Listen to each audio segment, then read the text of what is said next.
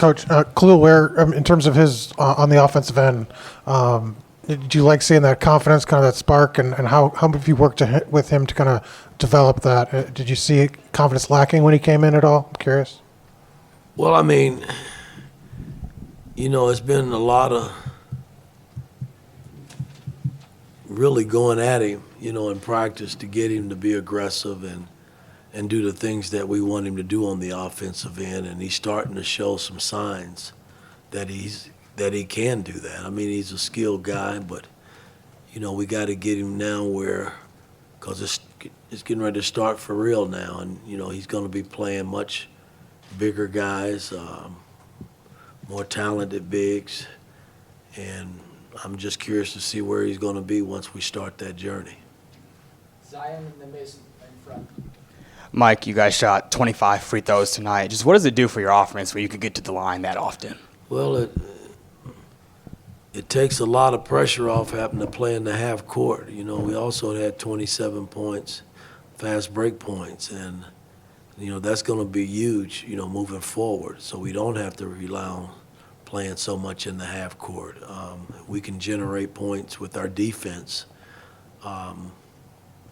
That's a bonus, when you're playing offense, when you can get up in passing lanes and disrupt opponents with your defense and get steals and then get out and run. That's how the game should be played. Mason in front and Daniel. Coach, specifically with your backcourt, you guys got, I think it was close to 20 assists and no turnovers from them, and they also played a big factor on the defensive side as well. What did you see from them tonight that kind of led to their success?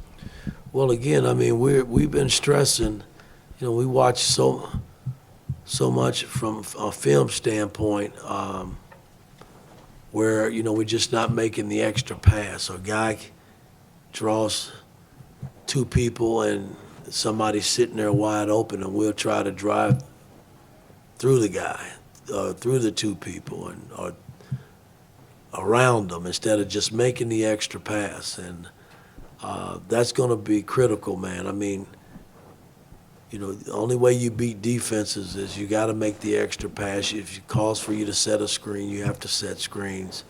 And I thought tonight we really sacrificed the ball and made assists. X and Gallo both, I think, had 6 assists tonight. Daniel in front and Trepp. Mac had 15. I believe you had 14 last time out. I'm just wondering how you'd kind of evaluate his start so far. Who, McKenzie? Yeah, Mac and Baca. Yeah, I mean, he's been solid. I mean, and he's been solid ever since he came here. From a defensive standpoint, we have to speed the process up with him because, the way we scramble and do things, you got to communicate it, and then you got to give energy to get where we need to go from a defensive standpoint. And he's still in the learning stages right now, as well as a lot of the newcomers. Trevor on your right and Todd. Anthony Walker's been really good in the 2 exhibition games. What has he been like in practice, and what do you think he'll do for the team this season? Well, he's been solid. I mean, he's given me enough confidence. That whole second unit has given me enough confidence since we've been together that, I can play him. I mean, I feel good. Somebody's not playing well in the first unit, I feel really good about playing guys in the second unit because they compete. They like to compete, and that's how it's got to be the rest of this season. Todd on your right and Seth. Khalil has done a lot of his damage in the second half. I think he's had 27 points over the 2 exhibitions in the second half. Once he seems to get going, he gets going. What do you think gets him going? Well, I called a couple of plays for him, in the second half, but it's not about play calling. I mean, he's big enough, when we run our pick and roll offense, he's big enough to roll and demand the ball as a big target.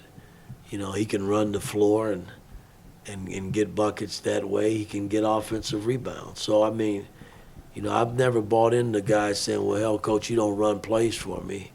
There's all kind of ways of scoring the basketball. And he's capable of doing that, and sometimes you have to pick on other guys that are guarding him. I ran a back screen where he got a bullet pass down the middle and ended up laying it in. I mean, plays like that, you got to take advantage of it. But I thought he was solid tonight. He did a lot of good things on the floor while he was out there, and we're going to need him to continue to grow. All right, Seth, row 2 on the right, and wrap with Monty. Coach, obviously this was the first time you and your team have taken the court since Coach Knight passed. Just, how much was he on your mind at all tonight? Did anything about game prep or game day feel a little different for you? No, I mean, it's been tough, man. I mean, I prep every game the same way, man, but knowing that he's not around anymore, it means more now to me. I mean, I wish I could do all the things he's done as a coach. I mean, which is impossible to do, for me. And my thoughts will always be with him. I mean, they'll never go anywhere. I mean, as long as I come into this building knowing that this is Bob Knight's building, I'm going to always think about him, and just hopefully I can make him proud. That's all I think about every day that I come here and work and coach. All right, Monty, last one. Woody, with the season 3 or 4 days away, what's your biggest concern going in? Well, I mean, again, these are 2 practice games. When it's for real, I mean, I don't have a concern. I just want to make sure that our guys are prepared and ready to play at a high level, and just keep doing the things that we've been doing. I mean, we've done some pretty good things from an offensive standpoint and a defensive standpoint, and we got to build on those things. And don't forget how we've done them. I mean, that's what's important moving forward. And everybody's got to push each other to get better. I mean, we still got a long way to go, man, and it starts on Tuesday. All right, thanks, Coach. All right, guys.